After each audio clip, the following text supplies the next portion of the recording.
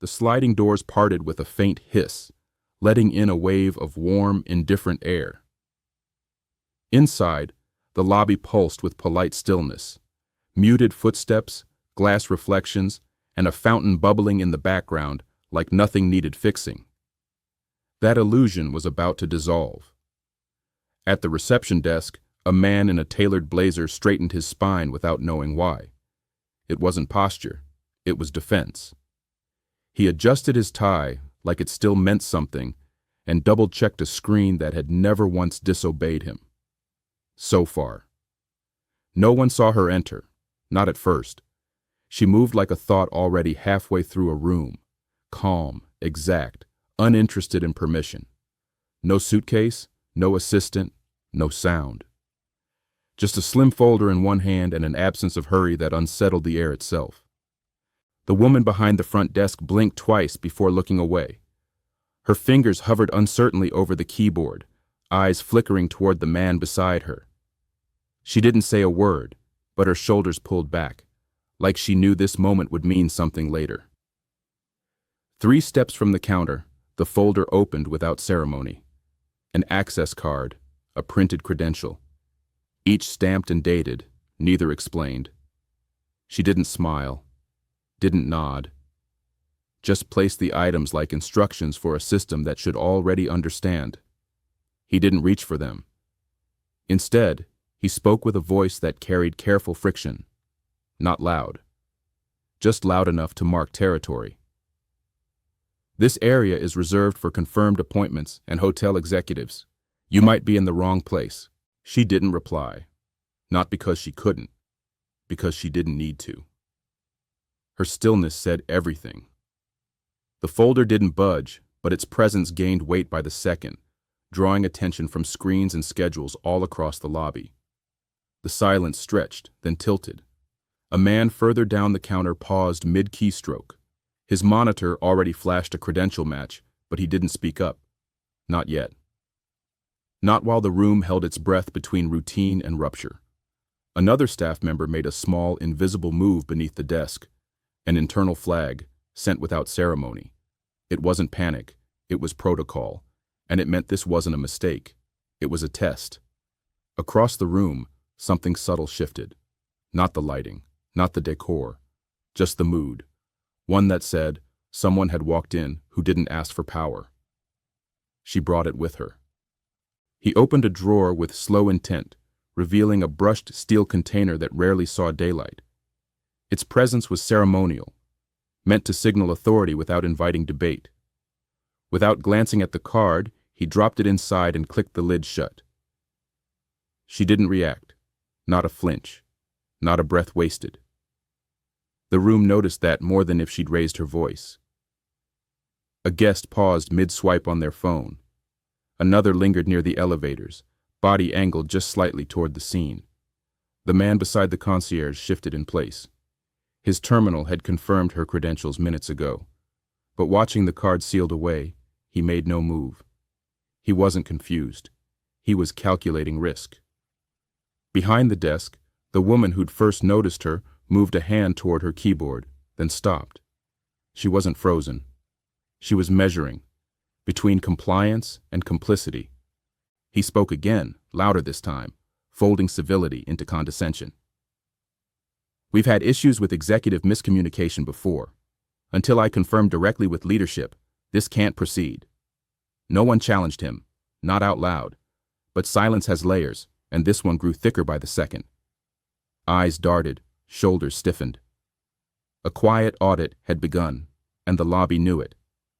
From the concierge station, a voice cut through gently but firmly. Her access is valid. Pre-cleared, confirmed last week. The suite has been ready since morning. He didn't even look at the screen. Then the system is mistaken. Now the lie had form. Not an error, not a policy misread, just denial wrapped in formality. It echoed off marble and glass, drawing the attention of people who moments ago had only been passing through. She remained still. But the folder, the silence, and the weight of watching eyes had already shifted gravity. This wasn't about a room anymore. It was about who got to decide what counted. She didn't speak. She didn't need to. The network had already begun moving. Somewhere out of sight, systems pinged, synced, aligned. It was subtle, background data cascading through channels that no longer required front desk permission. Her stillness wasn't passive. It was coordinated. Behind the desk, monitors blinked with background syncs. The man who locked the card stepped back slightly, his fingers hovering above a console that suddenly felt outdated. He tried a login, casual at first, then more deliberate. No response. A quiet reset looped twice before freezing entirely. The screen dimmed, then returned with a message no one had seen on that level before. Executive override. Session active. The younger associate turned pale. His eyes darted to the woman still standing across from them, folder untouched, posture unshaken. She wasn't waiting. She was documenting. Every delay, every unacknowledged credential, every phrase that implied error when the system had already confirmed compliance. She was letting them happen. Across the room, someone at the concierge desk paused their call. Words trailed off as they watched the small indicators of escalation. This wasn't drama. It was calibration, of authority, of response time, of who would speak first when protocol clashed with ego. He tried another console, but the permissions were locked. No manual override, no backdoor credential. He stepped to the side, muttered something about a system bug, and opened a staff channel. But the network didn't respond as expected. Messages sent returned unread. Notifications pinged upward, not downward. The hierarchy had rerouted without permission, and without needing it. One staffer at the reservations terminal turned away discreetly, checking her phone, then her tablet. Both showed green lights across the board. Credentials matched, access authorized, flags cleared. The conflict wasn't technical. It was personal, and now it was recorded. She tapped her phone once. Not a call, not a message, just a sync. Blocks away, a security analyst adjusted his view to include the lobby feed. He didn't ask questions. He triggered a contingency. It wasn't just protocol. It was pre-planned. They'd rehearsed for obstruction. They knew the forms it could take. Now it was happening live. He tried one last time. Different phrasing, softer delivery. We're just trying to ensure everything checks out. We've had impersonation incidents before. But even as he said it, he saw the ripple it caused. A woman near the escalator turned to look. A man by the front window raised an eyebrow. Everyone heard it, the suggestion that she didn't belong. A system can't say I told you so, but the screen did. New message, gray font. Validation repeated, manual hold detected, escalation logged. The room didn't erupt, it tensed, and she still hadn't moved. Across the city, lights on a control panel shifted from passive green to active yellow. The security lead reviewed the override logs cascading across departmental nodes, entries denied without cause, verified access rerouted, timestamps stacking into a pattern. He didn't hesitate. He rerouted access authority away from local input. Systems blinked. Surveillance went live. The building no longer operated on presumption. It was now responding to data. In the lobby, he didn't know yet that his screen had become a liability. The system had stopped recognizing him as gatekeeper. His commands were queued, reviewed, and rerouted. Across terminals, staff panels reflected a new header. Live audit stream engaged. One by one, employees glanced at their screens, and then at her. She stood without motion, but the silence around her had evolved. It was no longer the uncertainty of a delayed check-in. It was observation. Staff weren't ignoring her. They were documenting what others chose not to acknowledge. Every moment the card remained locked was another entry on the timeline. The woman from earlier, the one who'd hesitated, checked her log again. Everything was valid. Her jaw tensed. She didn't make a scene. She just stepped away from her keyboard and moved to another terminal.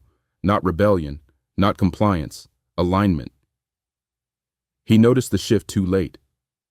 He raised his voice, not a shout, just enough to command attention from the guests. Let's not overreact. These things happen more often than you think. Internal miscommunication happens at every level.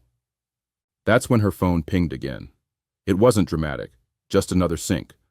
But this time, the audit network began cross-matching live feeds, internal records, and override attempts. The screen behind the desk flickered, then replaced its layout with a message in plain text. Credential denial logged, administrative hold, override active. He tried to speak, but the screen cut him off. A red bar crossed his access window. Controls grayed out. Login expired. The woman who'd moved terminals didn't look back at him. She looked at her colleague, then nodded once. The message wasn't vocal. It was visual. They were no longer following his lead. He turned to address the room, but the room had shifted without him. Conversations had stopped. Phones were recording, discreet, unobtrusive, not for conflict, for record. What had started as a routine challenge was now public architecture. And she hadn't moved an inch. He stood behind the counter, hands resting on the terminal that no longer recognized him, posture locked in the illusion of control. The silence wasn't deference anymore. It was data collection. The system had moved on, and everyone could feel it, even those who pretended not to. He tried to reset the login with a code he'd used 100 times. The field returned empty. No error, just absence. She watched without blinking, not with smugness, with precision. Because the moment wasn't about catching someone. It was about showing what had always been there, just beneath the surface, until accountability gave it shape. She hadn't dismantled anything. She'd simply refused to be delayed. Down the hall, monitors lit up in sequence. Access logs showed override confirmations stretching back 5 business days. Cameras replayed earlier denials, filtered for tone and context. Her presence had triggered nothing. His resistance had triggered everything. The younger woman behind the desk, who had flinched at first, was now fully upright. Her screen showed an audit log in progress. Every action from that morning was being parsed and labeled. She wasn't a bystander anymore. She was part of the documentation. Across the floor, a technician from facilities stepped inside the lobby, drawn by the alerts pushed to department heads. He didn't approach the desk. He reviewed the wall panel quietly. Temperature control, surveillance access, fire panel sync. All green, except one. Local override rejected, compliance flag active. He didn't interfere. He moved toward the security office instead. She still hadn't raised her voice. She didn't need to. Her calm wasn't absence. It was statement. Power that doesn't posture. Authority that doesn't audition. The kind of presence that forces everyone to reconsider how long they've accepted silence as safety. He turned to the guest services podium, looking for someone who might reset the tone, but no one followed. Not the staff. Not the guests. Not even the building. His hand hovered over the steel lockbox that once symbolized protocol. Now it looked like what it was, a stall tactic wrapped in formality. From the service corridor, a new screen illuminated with instructions from Central Command. Department leads were to begin transition toward oversight protocols. No announcement, no press release, just a quiet shift in architecture, one that didn't need his approval. She tapped her phone again. The lights above the front desk dimmed slightly as the system rerouted power to internal sync nodes. It wasn't dramatic, but it was real. Authority had changed hands, not with ceremony, but with consequence. And in that moment, everyone in the room understood. This wasn't about access anymore. It was about reckoning. He no longer had access to any system interface.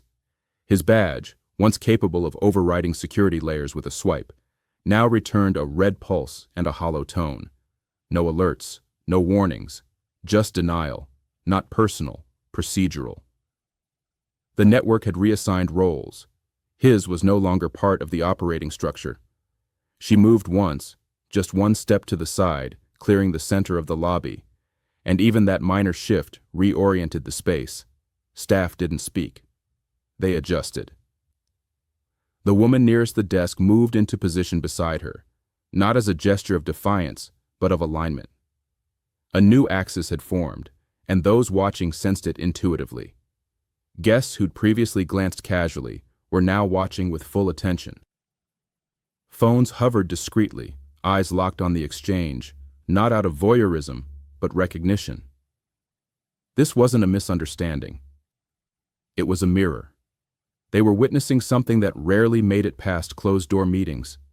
Inside the control suite, systems administrator protocols flagged patterns that now stretched across weeks: credential blocks, email chains left unacknowledged, incident reports closed without signature.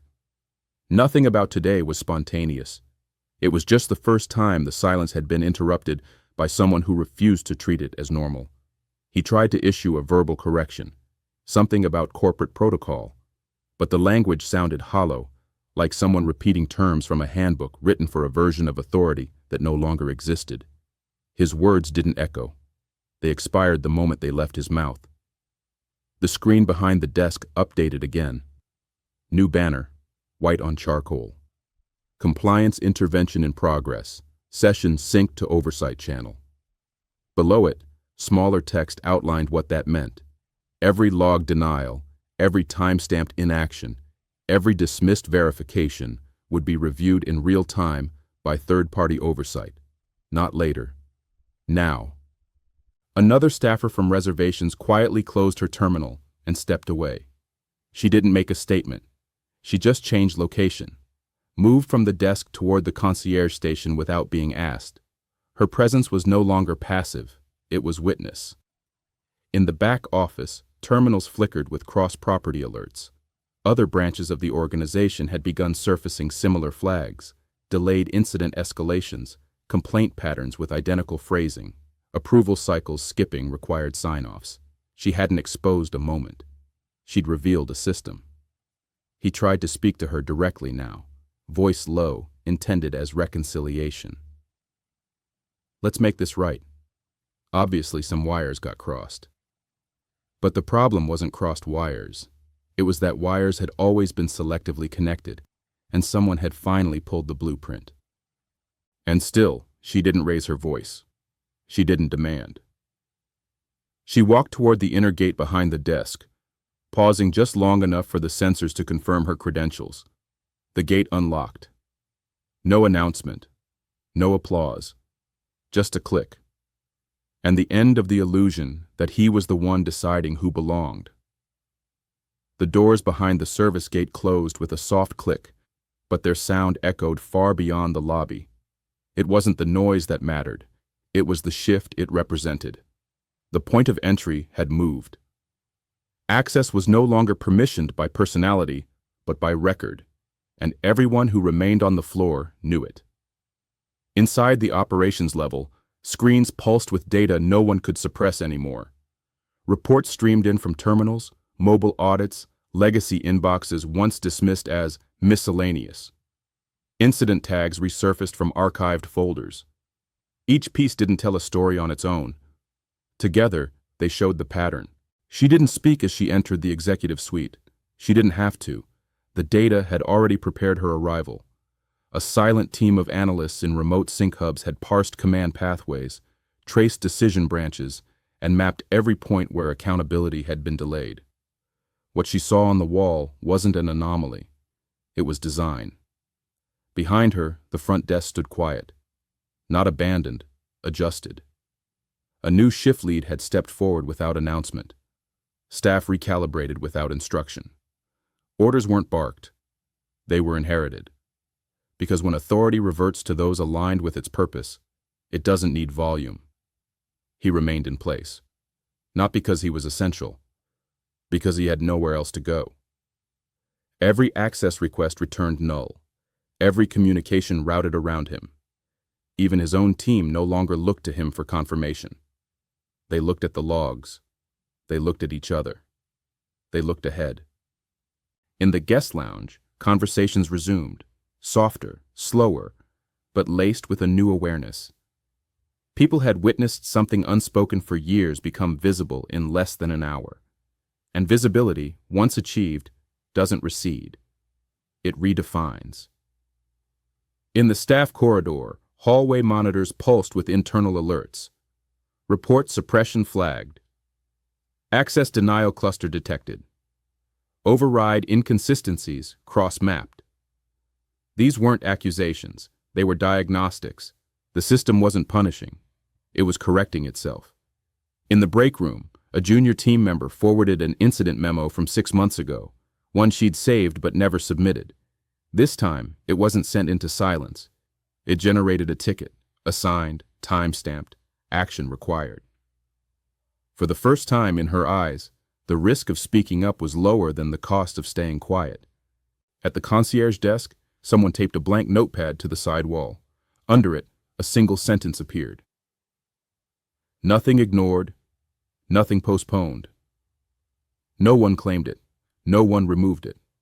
By shift change, it had 5 more lines. The structure hadn't collapsed. It had pivoted, away from personality and toward protocol, away from gatekeeping and toward verification. And in the silence that followed, everyone understood the difference between working under authority and working under accountability. By nightfall, the building had returned to its usual rhythm. Doors sliding, voices murmuring, systems whirring in the background, but something fundamental no longer operated as it had. The same lights illuminated the hallways, the same uniforms moved across marble floors. And yet, everything felt sharper, more alert. Like everyone was now aware the building could see itself. She didn't stay the night. The suite remained untouched, its linens still pressed, its screens unlit. There was no need for comfort, only completion. Her presence wasn't meant to occupy space. It was meant to trace outlines others had ignored and redraw them in permanent ink. In the executive suite, final audit packets were locked, some with terminations, others with mandatory retraining.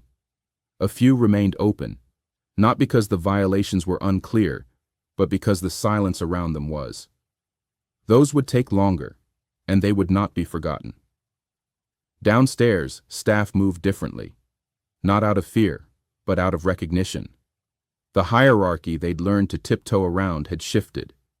What once felt unshakable now felt conditional. They weren't walking into a new culture. They were walking out of an old one. He was still there. Not fired, not escorted. Just functionally irrelevant. His badge had no destination. His phone displayed no new directives. His voice carried no weight. The space around him didn't push him out. It simply ceased to revolve around him. In the tech suite, compliance monitors ran in silent cycles. Each flicker of light meant another behavior flagged, another escalation prevented, another shortcut removed. It wasn't dramatic. It was routine. And that was the point. Accountability wasn't the exception anymore. It was embedded. She exited through a side corridor, unnoticed by most. No applause, no acknowledgement. Just a final folder handed off to systems control, marked with a header that required no explanation. Non-negotiables activated. Inside it were policies, yes, but also thresholds. Actions that no longer required interpretation. Outside, the city kept moving. Cars passed. Music leaked from passing windows. Guests stepped onto sidewalks with luggage and lanyards. The hotel looked the same. But for those who'd seen what unfolded behind its glass, the difference was now permanent. Because this wasn't about punishment. It wasn't about rebellion. It was about removing the illusion that fairness could be optional. And once seen, that illusion doesn't return. What hit me the hardest about this story wasn't the override or the system's audit.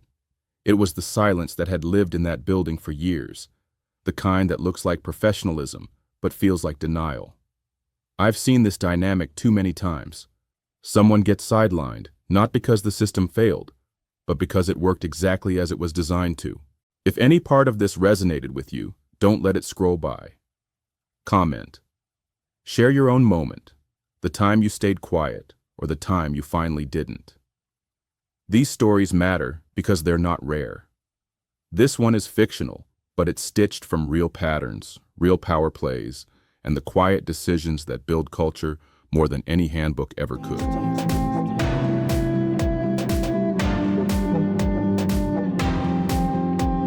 Stay.